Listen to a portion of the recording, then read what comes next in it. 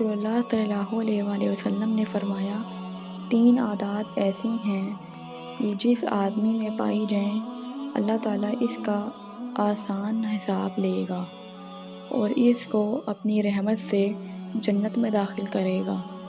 Number 1، جو تمہیں محروم رکھے تم اس کو عطا کرو۔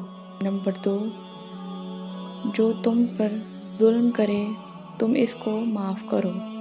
نمبر 3، جو تم سے رشتہ داری اور تعلق توڑے تو تم اسے جوڑو۔ حضرت علی رضی اللہ تعالیٰ عنہ نے فرمایا، کبھی کبھی خدا اس لیے نعمتیں چھین لیتا ہے تاکہ دولت مند ادب سیکھیں، یعنی غریبوں کا احساس کر لیں، ظلم اور گناہ چھوڑ دیں، دنیا سے بے حد محبت نہ کریں اور آخرت کے کام کریں۔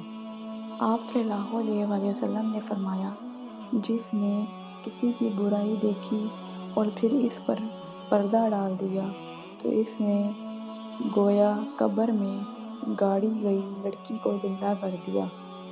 آپ صلی اللہ علیہ وآلہ وسلم نے فرمایا، اللہ اس کو ہمیشہ تر و تازہ رکھے جو میری حدیث دوسروں تک پہنچائے۔